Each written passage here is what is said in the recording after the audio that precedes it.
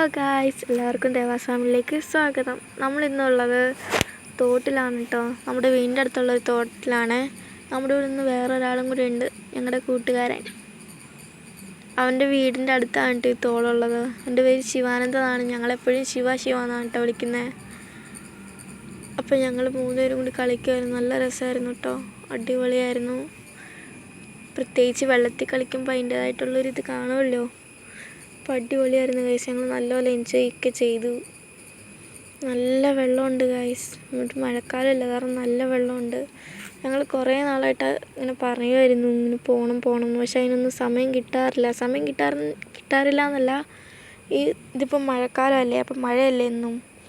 പക്ഷെ ഇന്ന് ഇച്ചിരി തോർച്ച ഉള്ളതാണ് നമ്മൾ ഇന്ന് തന്നെ പോയിട്ടോ. നല്ല രസമുണ്ടായിരുന്നു അന്ന്. ഞാൻ ഇങ്ങനെ വീഡിയോ പിടിച്ചുകൊണ്ടിരിക്കുമ്പോൾ അവൻ അവിടുന്ന് നീന്തി വരുമായിരുന്നു. ഞാൻ കണ്ടില്ല. അവളുടെ അടുത്തേക്ക് നീന്തിപ്പോൾ അത് കഴിഞ്ഞ് അവൻ എൻ്റെ അടുത്തേക്ക് നീന്തി വന്നു. ഞാൻ ഇങ്ങനെ വീഡിയോ പിടിച്ച് വന്നപ്പോഴത്തേക്കും ഞാൻ കണ്ടില്ല. അപ്പോൾ അവൻ പെട്ടെന്ന് ഇങ്ങനെ നീന്തി പുറകിലേക്ക് വന്നപ്പോൾ ഞാൻ പേടിച്ചു പോയി ഗൈസ്.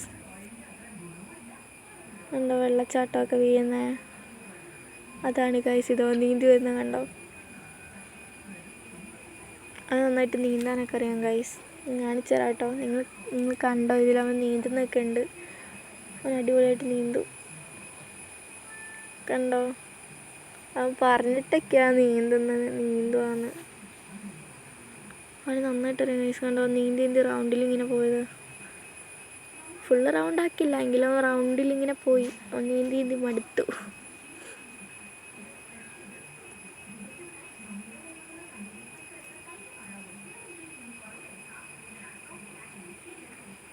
അത് ഞങ്ങളവിടെ നിന്നപ്പോഴത്തേക്ക് അവൻ പറഞ്ഞു വെള്ളത്തിൽ നിന്ന് കയറിക്കോ, അവിടെ എന്തോ കല്ലിൻ്റെ ഇടയ്ക്ക് എന്തോ ഉണ്ടെന്ന്.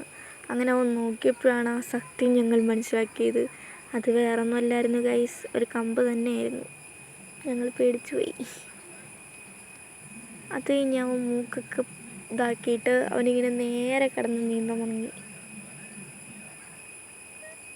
അവനിപ്പം നീന്താൻ പറ്റത്തില്ല, പക്ഷേ അവൻ നീന്തുന്നുണ്ട്. അങ്ങനെ അവന് നീന്താൻ അറിയാം. അങ്ങനെ വെള്ളച്ചാട്ടമൊക്കെ ആയിട്ട് അടിപൊളിയായിരുന്നു, വൈബായിരുന്നു ഗൈസ്.